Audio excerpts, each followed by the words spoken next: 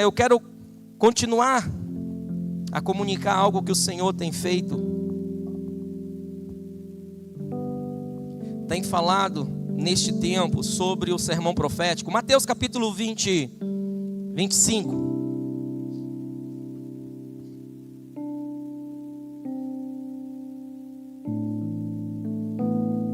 Mateus capítulo 25.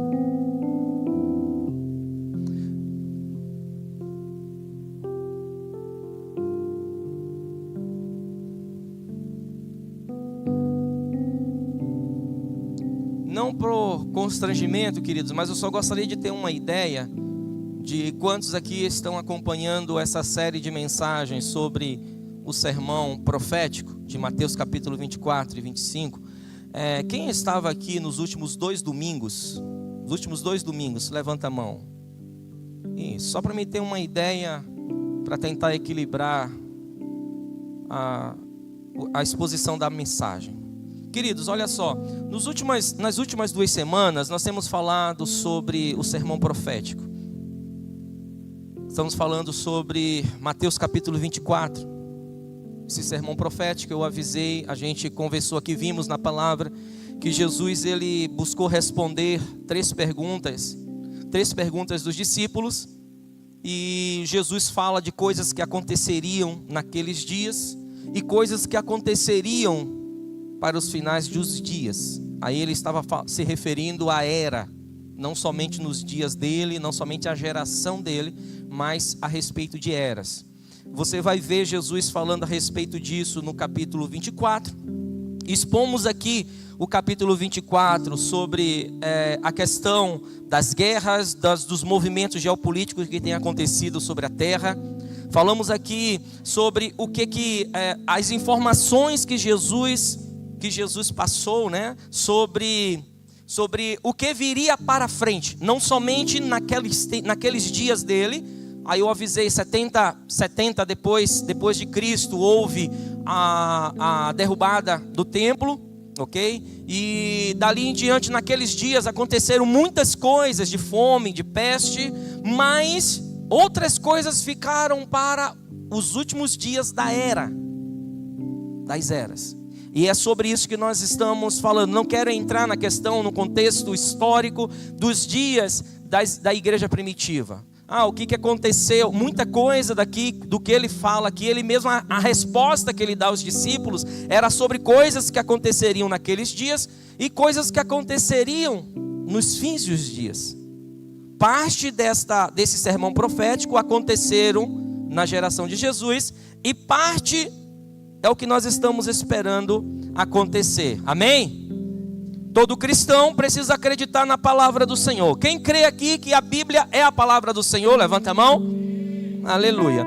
Quem crê aqui que foi o Espírito Santo que inspirou pessoas para escrever as Escrituras, levanta a mão, por favor. Amém. Então, estamos todos, de comum acordo. Se está aqui, no mínimo que nós precisamos prestar atenção é como me ajustar naquilo que ele está falando. Não é sobre interpretação, não é sobre denominação, porque você viu que nós cantamos aqui músicas de igreja da parede preta, cantamos músicas de igreja pentecostal raiz. Irmão, nós somos bíblicos. Amém? Nós só queremos a presença do Senhor, nós só rendemos glória à presença dele. E ele não fez nenhum monopólio com denominação, ele não fez nenhum monopólio com ritmo, ele não fez nenhum monopólio com crente com 80 anos, com 100 anos, ou com 2 anos, ou com 1 ano. Ele só traz a presença, e a presença dele é suficiente para curar, restaurar, salvar, amém?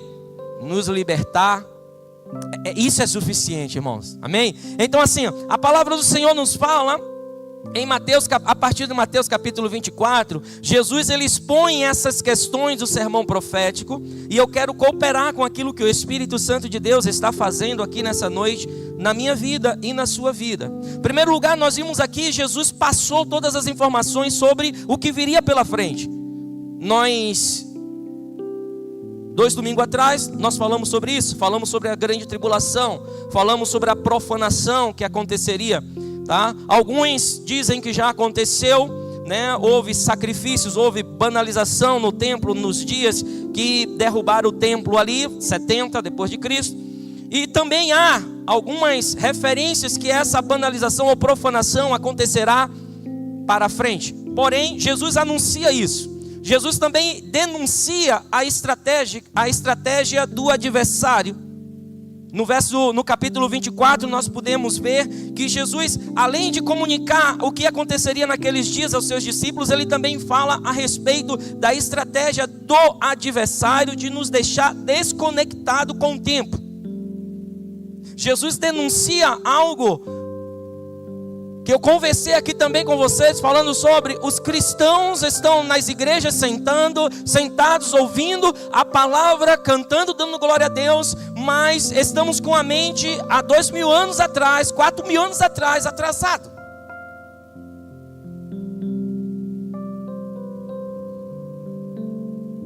Preferimos e achamos que ouvir de Moisés, ouvir de Josué, ouvir de Isaías é mais importante do que você botar os seus joelhos no chão e ouvir do que o Espírito Santo está falando hoje, 2025.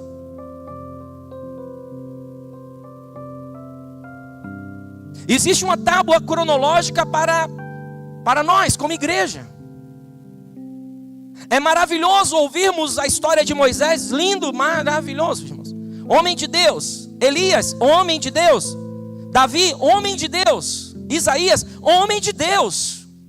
Pilares que não podem ser removidos. Pilares e princípios que foi apresentado pelo Senhor, não pode ser removível.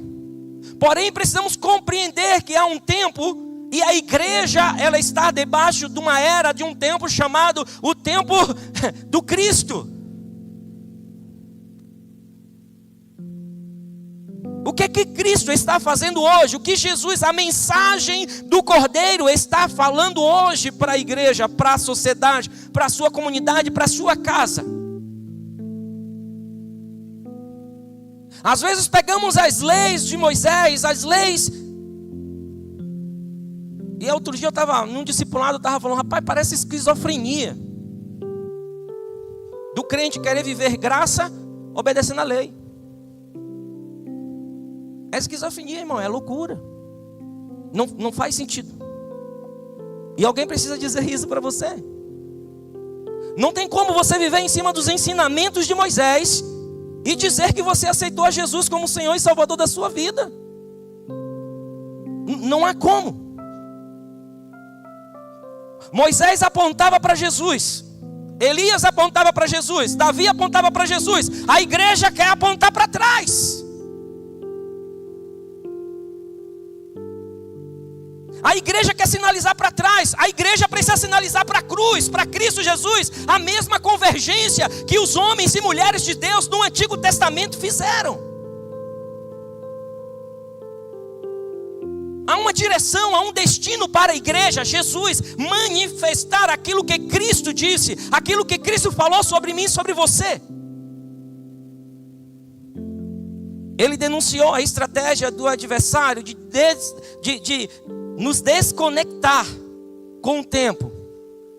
É você viver 2025 achando que você está lá em 1800. E isso ele relata, ele fala a respeito disso, falando que haveria os falsos profetas, os falsos pastores. Aqueles que estavam aqui, lembra que eu falei, olha, ele só fala falsos profetas porque era a ideia cultural do povo a respeito da revelação de Deus. Era aquele que trazia uma revelação, era chamado de profeta. Mas você pode ficar tranquilo que o pastor também, há muitos falsos pastores, há falsos evangelistas, há falsos mestres, há falsos apóstolos. É sobre funcionalidade. Ele diz que nos últimos dias aconteceria o falso, o engano, estaria presente. Aí alguns crentes acabam, se empolgando, falando, é falso. Irmão, você precisa se preocupar com falso. Você não precisa se preocupar com falso. Você precisa estar atento para aquilo que é verdadeiro, porque para haver o falso é necessário que haja o verdadeiro. O que você não pode deixar a sua mente é desconecta com aquilo que o Espírito Santo de Deus está comunicando no tempo. O que é que o Senhor está falando no tempo, 2025? Ele está preparando uma igreja para 2026, 2027, 2028. Ele não está preparando uma igreja para 2000 anos atrás.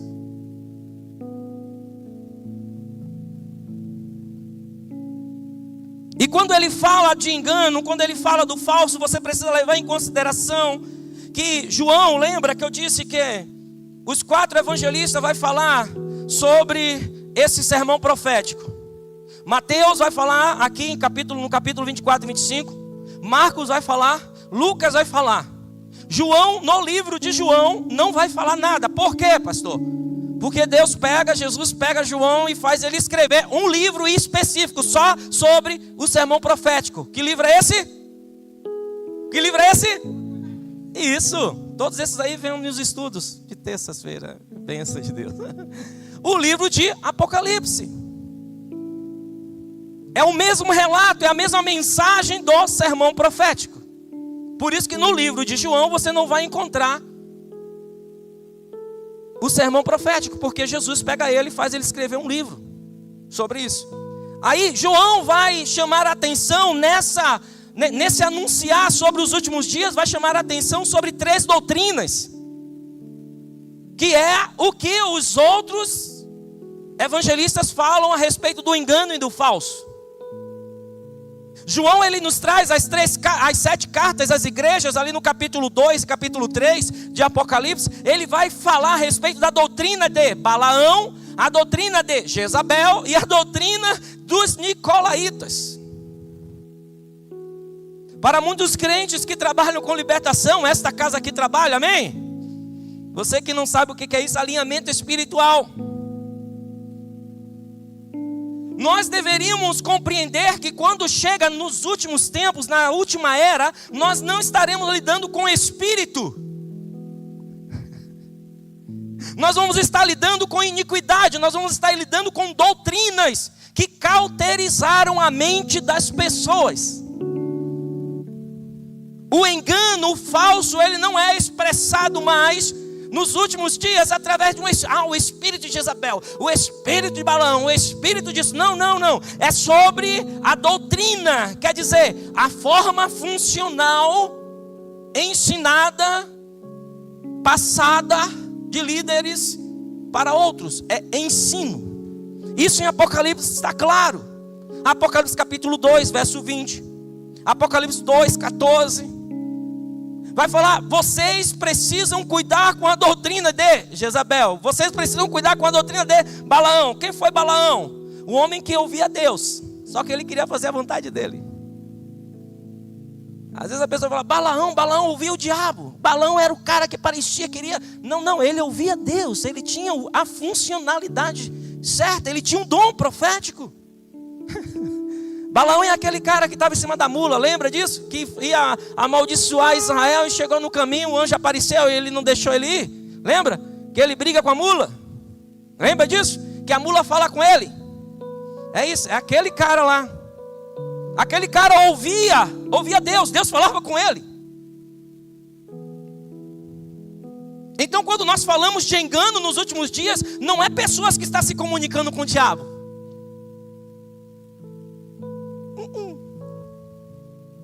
Quando nós falamos de falso para os últimos dias, não são pessoas que estão fazendo algum tipo de ocultismo aí fora.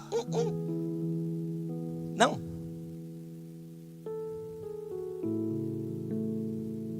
São pessoas que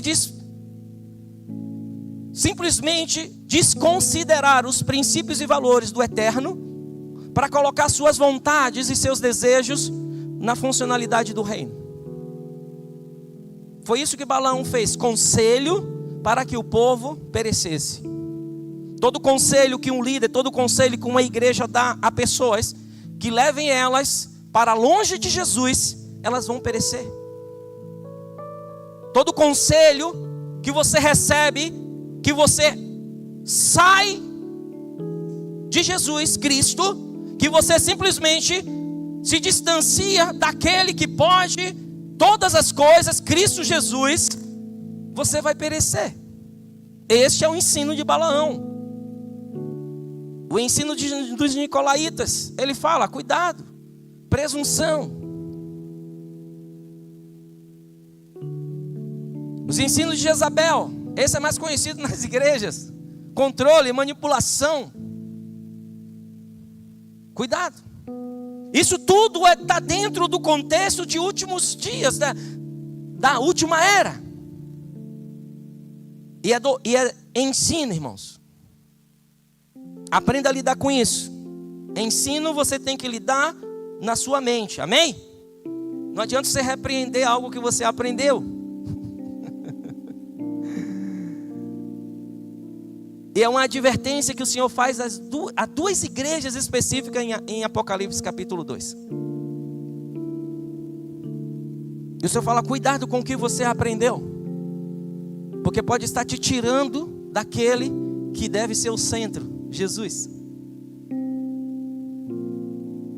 Cuidado com a doutrina que você carrega, como sendo certo, convicto, e você não para ouvir o que o Espírito Santo de Deus está falando hoje. Você precisa cuidar com isso. Outra coisa que nós vimos aqui no capítulo 24 foi a questão da exortação à vigilância. Lá no capítulo 24, no verso 42 diz: portanto vigiai, porque não sabeis o dia e a hora, o qual ele vem. Vigiai, porque vocês não sabem o dia e a hora que o seu Senhor vem. Então a vigilância era constante. E é Jesus que fala isso, irmãos. E eu disse aqui também, não é sobre nós termos medo, não é sobre nós ficarmos apreensivos. Não. É para que nós venhamos a viver seguro naquilo que Ele disse sobre nós.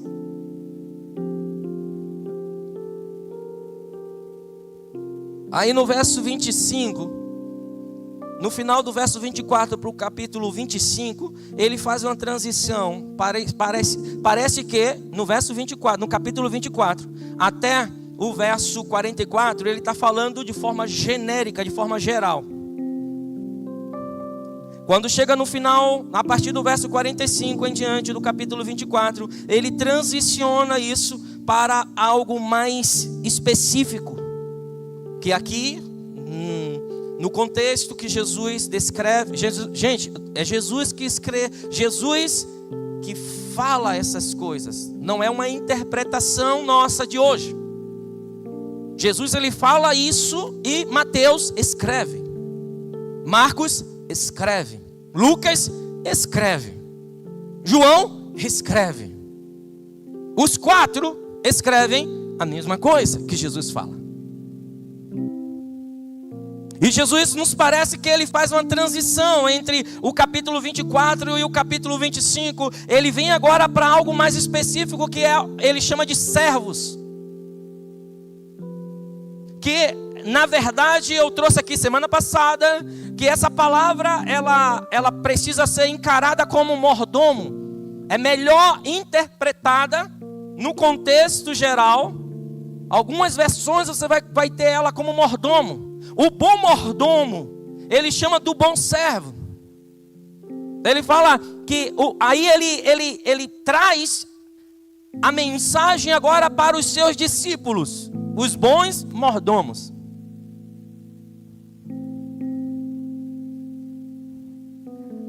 Aí praticamente, irmãos, ele fala a respeito de ser esse bom servo, esse bom mordomo.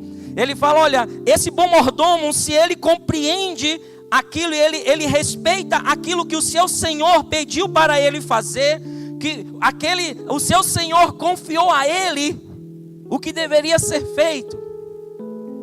Aí ele nos aperta, ele nos chama a atenção para o bom mordomo, aquele que entende que tem um compromisso com o Senhor.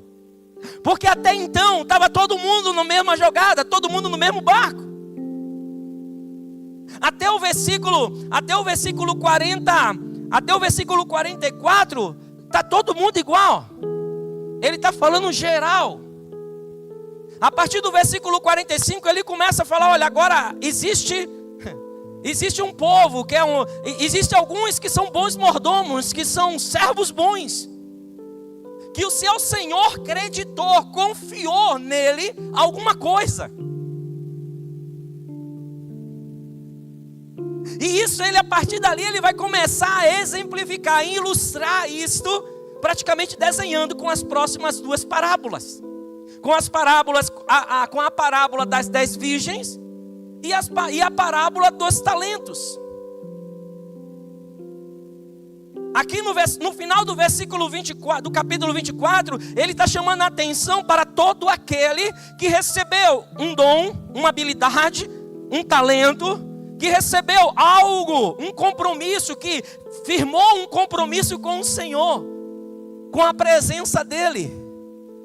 Eu não sei se tem aqui alguém que já tomou uma decisão, que o Senhor já falou, olha, sobre você eu depositei tal dom, tal talento, sobre você eu chamei para que nesse tempo esteja funcionando assim. Tem alguém aqui que veste a camisa pelo reino do Senhor? Só faz um sinal com a mão. Tem alguém aqui que entende que o Senhor chamou para alguma coisa? Tem alguém? Levanta a mão, eu quero ver você com fé. Amém? Não é para ter com medo, não. Então, se você tem compreendido que o Senhor encontrou você como um bom mordomo, Ele confiou, é o que Ele está dizendo aqui. Ele confiou ao bom mordomo algumas coisas. Ele creditou sobre a vida do bom mordomo algum dom. Seja falar do amor dele, seja o evangelismo, seja a palavra, seja o carro, arrumar, ajudar os irmãos a não bater os carros lá fora. Ou simplesmente dar um sorriso na porta e dizer seja bem-vindo. Ou de repente uma cesta básica levar a quem precisa. Ou de repente ser um financiador do reino, do ministério, da obra de Deus sobre a terra. Ser um pilar ser um daqueles pilares que o Senhor acredita bens.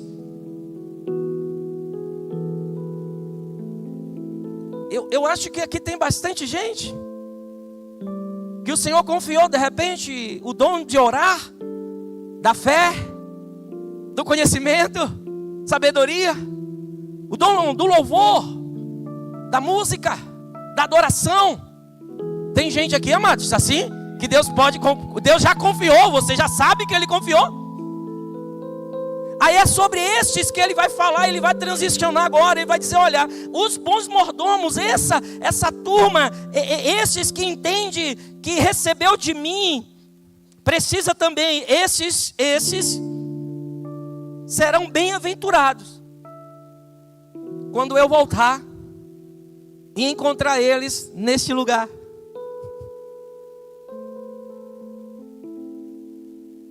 Ele fala no verso 46, bem-aventurado aquele servo a quem o Senhor, quando vier, achar servindo assim.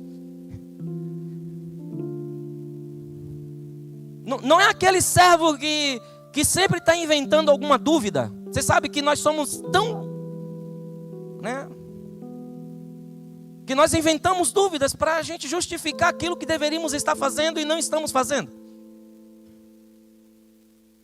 Ele fala, bom, bem-aventurado, alegre é aquele servo, aquele mordomo que ele encontrou fazendo assim.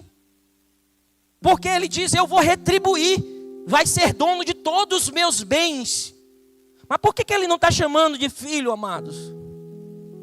Porque a filiação, amados, a Deus não está vinculado a fazer alguma coisa. Galardão, sim. Você compreendeu? Aqui Jesus não podia falar sobre filhos, sobre paternidade, não é aqui. Ele está falando aqui a respeito de funcionalidade, sobre ele, o Senhor daquele mordomo, retribuir. E salvação, lembra? Efésios capítulo 2, verso 8 e 9. Salvação é graça do Senhor sobre a sua vida. A nossa retribuição sobre salvação é estarmos com Ele pela eternidade, amém? E isso foi conquistado por Cristo na cruz do Calvário. Agora, eu e você podemos ser um bom servo, um bom mordomo.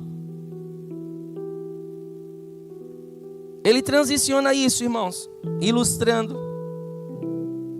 esse bom mordomo como alguém de alta confiança dos céus. o qual Ele conta, os céus conta conosco. Irmãos, nós somos cooperadores do reino de Deus.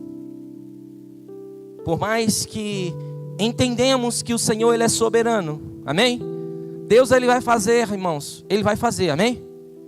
Mas eu quero estar, estou disposto e disponível para que Ele faça através de mim. Porque na palavra dele, Ele diz que somos cooperadores do seu reino. Os céus se movem através do corpo dele. Jesus se move sobre a terra através do seu corpo. E quem é o seu corpo? A igreja. Às vezes nós franzimos a cara nos bancos das igrejas, ficamos com nossas mãos dentro dos nossos bolsos, achando simplesmente que os anjos que se virem. Minha oração, eu tenho fé para mandar o anjo ir lá, mas eu não tenho coragem de levantar do lugar. Não faz sentido, irmãos. E por que, pastor, você está falando sobre isso? Porque nós vamos encontrar no final do sermão profético exatamente isso que Jesus está falando.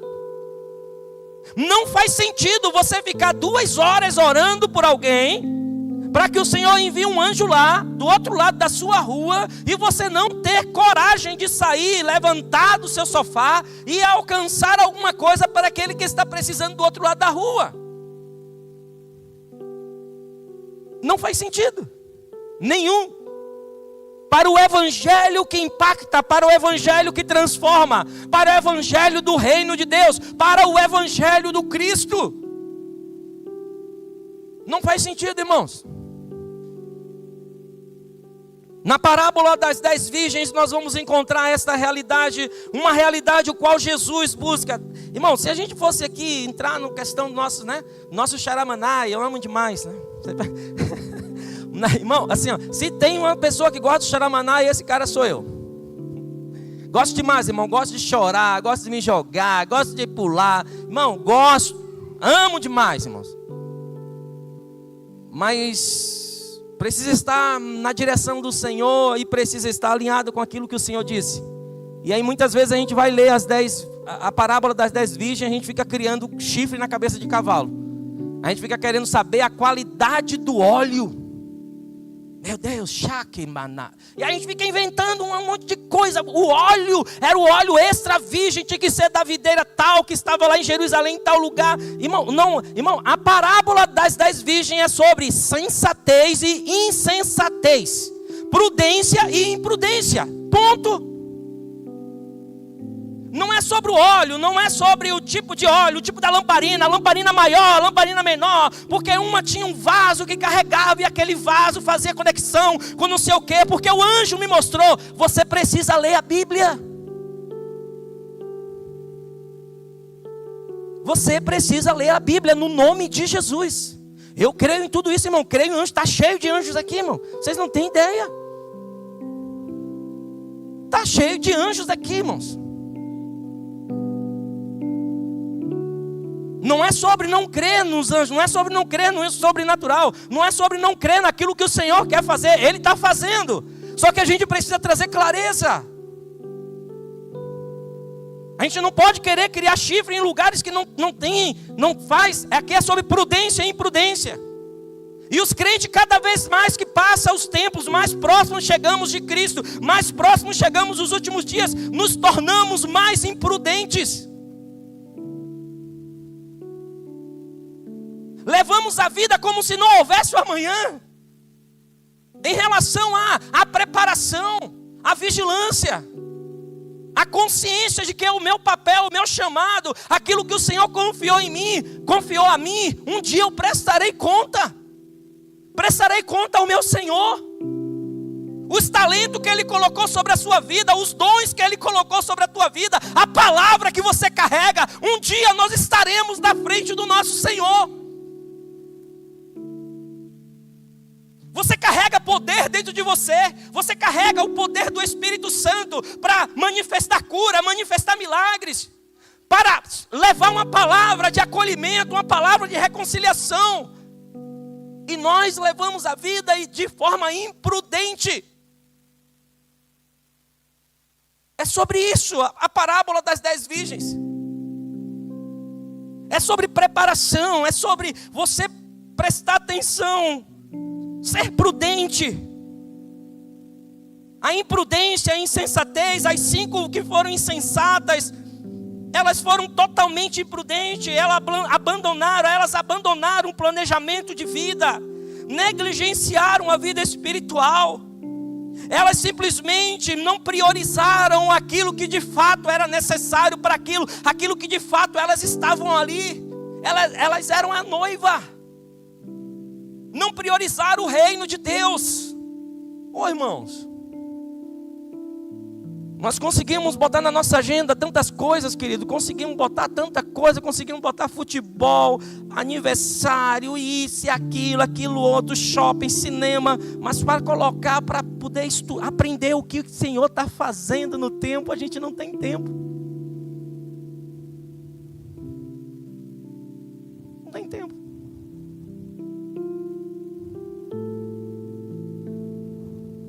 A gente tem tempo para assistir 10 séries da Netflix, Amazon. A gente tem tempo, passamos 4, 5 horas assistindo uma série atrás da outra, irmão. 1h30 de estudo, ou 1 hora de estudo num pequeno grupo, a gente não vai. Mas estamos com a nossa TV ligada, assistindo, comendo pipoca, assistindo Netflix. Estamos falando sobre insensatez, imprudência. Imprudência. É sobre isso a parábola. É sobre isso a parábola.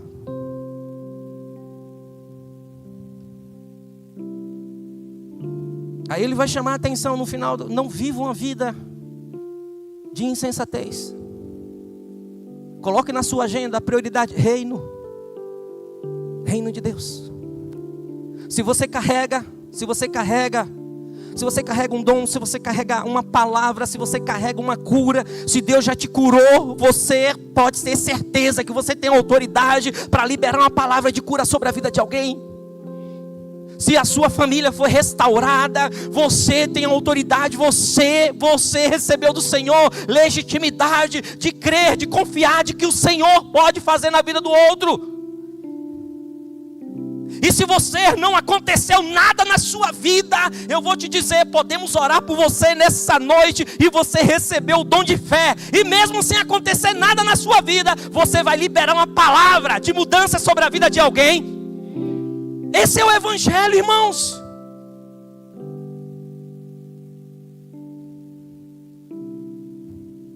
Mas queremos saber a qualidade do azeite das 10 virgens. Onde eu vou comprar o azeite? Ah não, mas temos que comprar o azeite para as 5. Irmão, eu não quero ser as 5 insensatas, imprudente. Eu quero estar preparado, irmãos. E desejo que você também esteja. No nome de Jesus. No capítulo 25, a partir do verso 14, ele vai falar sobre talentos. E aqui é sobre dinheiro mesmo. Não adianta a gente ficar tentando fugir desse negócio, irmão, porque é o que mais tem te destruído. Você não pode adorar mamão, você não pode, mas a maioria, sem saber, estão adorando. Quando você prioriza isso, prioriza o dinheiro ao invés do Senhor, se você tem mais tempo lidando com isso, que você não seja banqueiro, se a tua mente está mais preocupada com isso do que com a provisão do Senhor, tu está edificando um altar a Ele, a Mamon. E aqui nós queremos, aqui no capítulo 25, a partir do verso 14, ele vai falar a respeito dos talentos. Ele vai falar aqui a respeito de gestão de recursos. Isso aqui não adianta a gente, porque o dom, porque ele podia ter feito isso no dom. A gente também cria uma retórica para enfeitar aquilo que Jesus está falando, para que essa retórica faça parte de um imaginário de Nárnia, um imaginário fictício, que a gente nunca consiga de fato trazer a Bíblia para o nosso dia a dia. Aqui no capítulo 25, a partir do verso 14, ele está falando que nos últimos dias nós precisamos ser hábeis na gestão de recursos. Para alguns de nós aqui, aprendemos isso na vida. Para alguns de nós aqui, é simples falar sobre gerir recursos. Mas para 98% da população, é onde o inimigo mais destrói a vida da pessoa. Quer dizer, simplesmente 2% leva essa realidade de gestão de recursos a sério. Eu vi alguns estudos que deu uma esticadinha. Aqui no Brasil, agora já está em 93% que não se preocupa com a gestão de recursos, ainda está feio. Só 7% se preocupam com a gestão de recursos. O que é sobre gestão de recursos, irmãos? É gastar menos do que você ganha.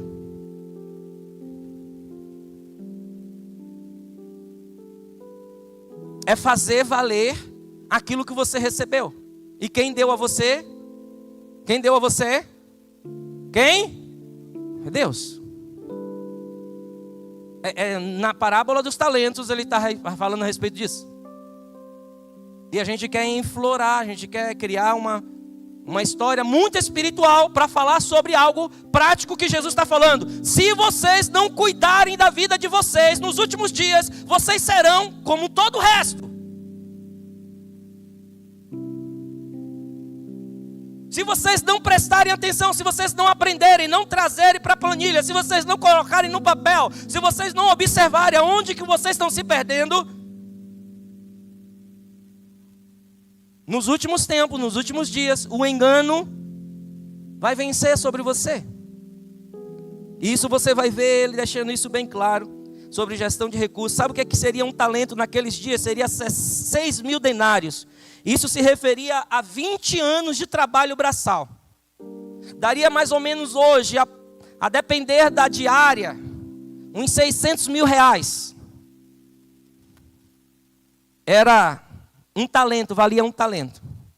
O Senhor pegou 5, aquele senhor, daqui dessa parábola, e falou assim: dei 5 denários. 100 anos de trabalho na mão de um.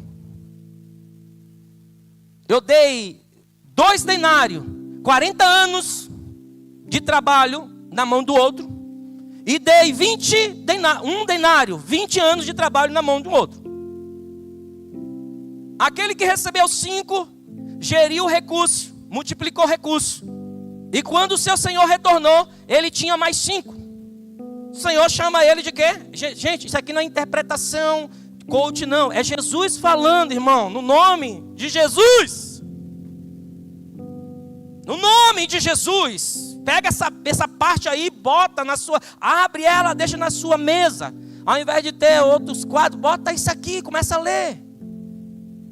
Aquele que recebeu 100 anos, ele geriu aquilo. E quando o seu senhor retornou, ele entregou mais 5. E o Senhor falou assim, ó, parabéns, cara. Aquele que recebeu 2, geriu também. E quando retornou o seu Senhor, ele entregou 4. Isso não é sobre quem recebeu mais ou menos, irmão, no nome de Jesus. Não é sobre merecimento também. Eu já vi um monte de gente pregando isso aqui, é sobre merecimento. Seja aquele que queira receber 5. Não é sobre isso a palavra, irmãos. É sobre o que você está fazendo com o seu 1. É sobre o que você está fazendo com aquilo que o Senhor confiou a você. É sobre como você está gerindo a sua vida. É sobre como você está gerindo o desperdício. Se você tem se levantado para apagar a luz que está acesa no quintal. É sobre se você está botando, entendendo o que? Para de reclamar, para de ser ingrato com o que o Senhor tem te dado. Quando nós não compreendemos o que a Bíblia está dizendo, irmão, nós sempre estamos correndo atrás de mais e mais e mais, e não elevamos ao Senhor gratidão, não elevamos ao Senhor glória e honra por aquilo que Ele já tem nos dado. reclamamos e caímos como? O que é reclamar, irmão? É o que recebeu escondeu. Ele sabia quem era o Senhor dele. Ele escondeu. Eu só quero devolver. O Senhor não, irmão, Deus não está pedindo para que você devolva nada. Ele está contando que você seja aquele que representa Ele aqui na terra. Ele espera que você seja aquele que vai dar um bom exemplo. Ele espera que você seja aquele o embaixador do reino dele. Ele espera que você seja aquele que vai abençoar. E ele abençoou, irmãos, o que recebeu 5 e multiplicou. O que recebeu 2 e multiplicou. E o que recebeu 1 e escondeu. Seguro. Ele tira. E fala assim, entrega o que recebeu. O que recebeu 5, o que multiplicou 5. Entrega. Aí ele fala, olha, ser fiel no pouco, sobre o muito te colocarei. Mas se você negligencia o pouco que eu coloquei na sua mão, até o pouco eu vou tirar de você. Gente, isso não é interpretação teológica, é Jesus falando.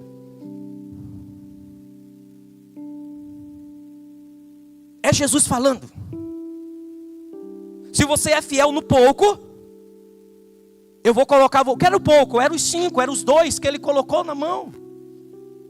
O 1 que ele colocou na mão.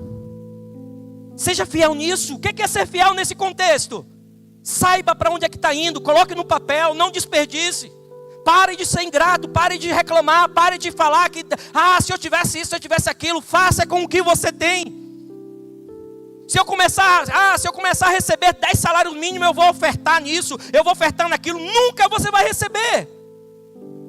Você precisa ofertar, você precisa abençoar, mesmo ganhando R$100, mesmo ganhando R$500, porque a oferta é coração, irmãos, não é sobre ter. É coração. São verdades que Jesus falou nos últimos dias, nós teremos um povo imprudente e um povo prudente. Observem para que vocês não entrem na imprudência. E em cima disso ele vai entrar na parábola dos talentos. Imprudente é a gente continuar achando que podemos ser desleais com o Senhor e tudo vai ficar legal no final. Não vai, ele está dizendo que não vai. É a palavra dele. Eu não posso negociar aquilo que está escrito.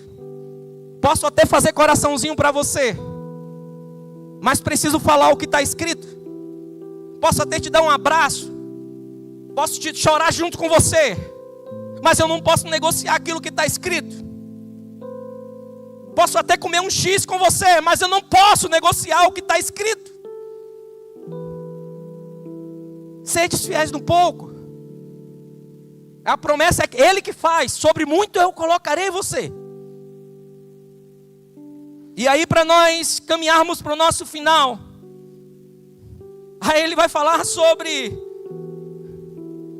o evangelho que impacta, o evangelho que transforma, o evangelho, meu irmão, que eu tenho orado ao Senhor, eu tenho falado, Senhor, me dê fome e sede desta verdade. Me dê fome e sede deste evangelho. Me dê fome e sede dessa realidade do evangelho que o Senhor anuncia que é para os nossos dias. Irmãos, aqui ele não está falando que era para os dias dos discípulos. Aqui ele está falando que é para os nossos dias. Amém? Vocês estão aí? Então abra sua Bíblia em Mateus capítulo 25. No verso 31 diz assim. Verso 31 do capítulo 25 diz: quando o Filho do Homem vier em sua glória. Aqui ele está finalizando. É o último assunto que ele vai tratar sobre o sermão profético. Quando o Filho do Homem vier em sua glória e todos os anjos com ele, então se assentará no trono da sua glória. Poder, majestade. Glorioso, gente. Glorioso, gente. Quando o Filho do Homem vier em sua glória e todos os anjos com ele, então se assentará no trono da sua glória. Todas as nações se reunirão diante dele e ele separará uns dos outros como o pastor separa dos bodes as ovelhas, ele colocará as ovelhas à sua direita e os bodes à sua esquerda. Então dirá o rei aos que estiverem à sua direita. O que é que ele vai dizer? Vinde, benditos de meu Pai, possuí por herança o reino que vos está preparado desde a criação do mundo. O que é que ele vai dizer para aquele que ele colocou à direita? Seja bem-vindo, filho. Bendito és tu, meu filho. Mordomo, servo, amado, vinde. Possua a herança que eu tenho, que já está preparado, que eu preparei antes da fundação do mundo. Não era sobre o que nós estávamos fazendo aqui embaixo. Era sobre o que ele preparou antes de nascermos. Aí, irmãos,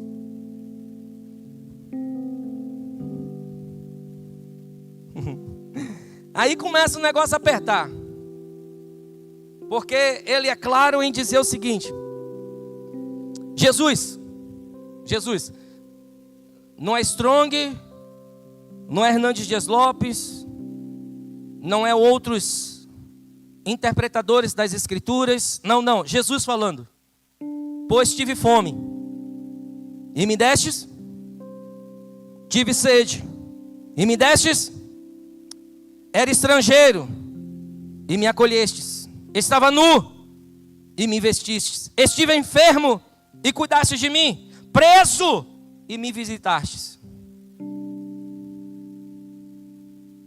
Olha o evangelho que Jesus fala, que ele deseja encontrar nos últimos dias. Não é sobre se eu sou pentecostal, se eu sou convencional, se eu sou integral, se eu sou reformado. Não. Não é. Não é se eu sou calvinista ou se eu sou arminiano. Não é sobre o teor da minha teologia. Mas ele fala assim, eu vou dizer para aqueles que estão da direita, aqueles que eu separei: vinde benditos de meu Pai, possuí a herança, o reino que vos está preparado desde a criação do mundo. Ele fala, isto é por quê?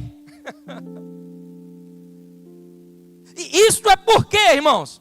Não é porque eu estava no culto, não era porque eu estava cantando, não era porque eu estava pregando, não era porque eu estava assim, estava fazendo os meus rituais religiosos. Não, ele fala, pois tive fome, e me destes de comer. Eu tive sede, e me deste de beber. Estive nu, alguém me vestiu. Fui estrangeiro e alguém acolheu. O evangelho, meu irmão, o evangelho que o Jesus apresenta, o evangelho que transforma, o evangelho que impacta a sociedade, o evangelho que muda vidas, que muda a família, vai além da minha retórica, vai além da minha teologia, vai além da minha denominação, da sua denominação, vai além das minhas feridas, vai além das suas feridas, vai além dos nossos traumas, irmãos. Quem nunca aqui não já foi machucado dentro de igreja? Quem nunca aqui não já foi rejeitado? Quem aqui não carrega alguém que falou? Quem aqui não carrega palavras que alguém amaldiçoou?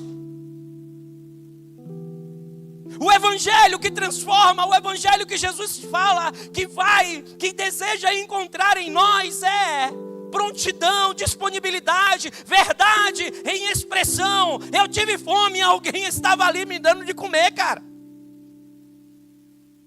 Eu tive sede e alguém alcançou água para mim. Eu estava nu e alguém se preocupou. Estava me deslocando sobre a terra como estrangeiro. fugindo de um país de guerra, indo para um outro, buscando simplesmente só a dignidade humana, tentando comer, tentando manter meus filhos, tentando manter a dignidade da minha família. E alguém me abraçou, alguém disse que eu era bem-vindo na cidade dele.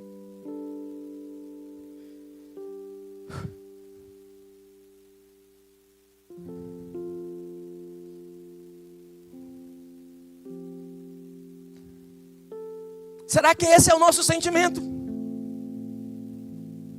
Como igreja, quando passamos por um estrangeiro na rua? Será que esse é o nosso sentimento, é a nossa ação? Quando nós passamos, encontramos, vemos alguém na rua precisando de algo?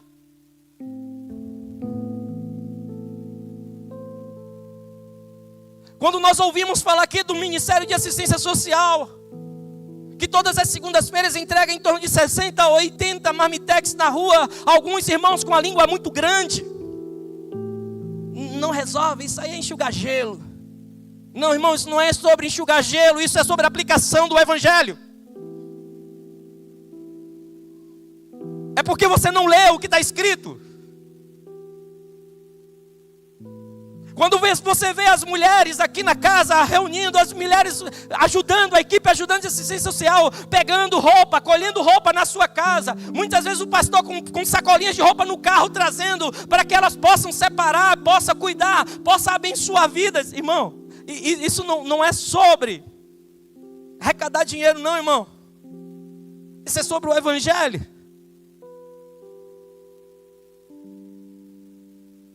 Quando você vê a casa abraçando um grupo de haitianos e liberando eles para fazer um culto, adorando ao Senhor aqui nos domingos pela manhã, e estando aqui presente, adorando ao Senhor mesmo em línguas estranhas. Irmãos, isso não é sobre crescimento, isso não é sobre um número a mais como membro da casa, não, irmão. É sobre o Evangelho. É sobre o Evangelho. O Evangelho que transforma. Ele visita o preso, irmão. O Evangelho que transforma, irmãos. Visita o doente, ora por aqueles que estão enfermos. O Senhor não vai encontrar, irmãos, nos últimos dias uma igreja insensata, imprudente, preocupada simplesmente em iluminar no momento que ela deseja. Essa era a parábola das 10 virgens. Aquelas 5 imprudentes, elas estavam preocupadas somente no tempo. Elas estavam planejadas, condicionadas, o tempo que elas manteriam acordada. Era sobre elas. O óleo que elas carregaram era sobre elas. Era sobre a foto, era sobre a filmagem, era sobre o Instagram. E o outro? E quando for a vontade do Mestre, como Ele vai te encontrar? Quero convidar você a ficar de pé. No nome de Jesus.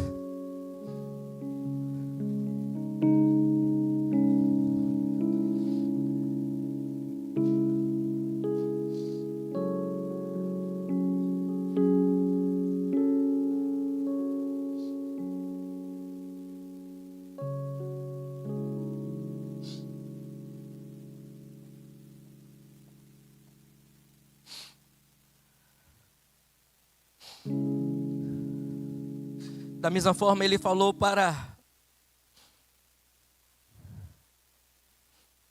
aqueles que estavam na esquerda dele: apartai-vos de mim, malditos, para o fogo eterno, preparado para o diabo e os seus anjos. Pois eu tive fome, e vocês deram risada, e não me deste de comer. Eu tive sede, e vocês simplesmente nem se apresentaram. Fui estrangeiro e não me acolhestes, estive nu e não me vestistes, enfermo e preso e não visitastes. No verso 45 diz: então lhes responderá: em verdade vos digo que todas as vezes que deixastes de fazer a um destes pequeninos, foi a mim que o deixastes de fazer.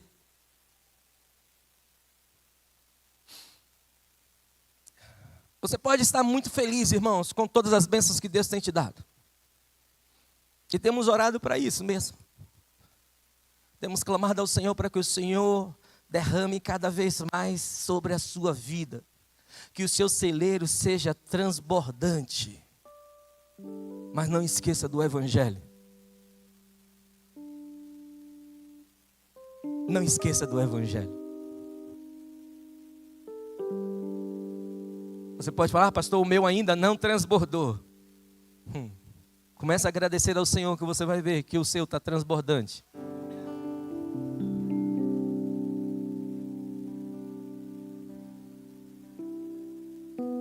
Isso não é sobre socialismo, isso não é sobre comunismo.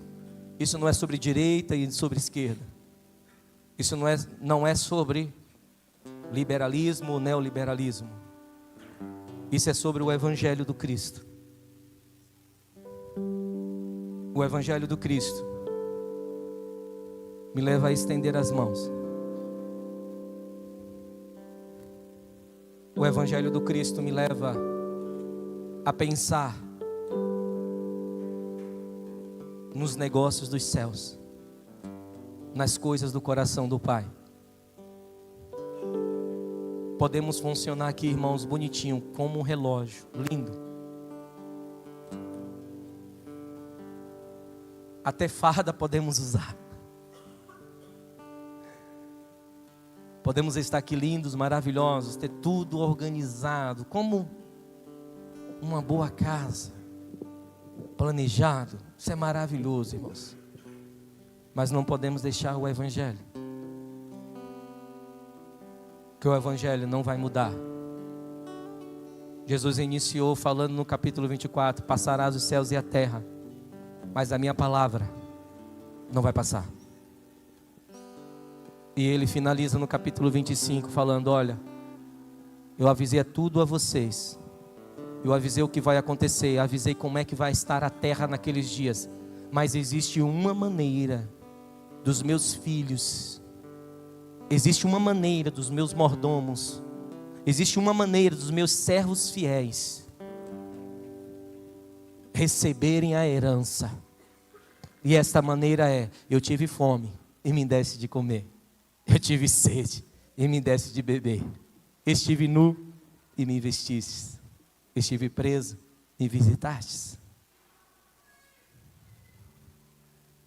É Jesus falando, irmãos. Não é Paulo, não é Pedro, não é Timóteo. É Jesus falando.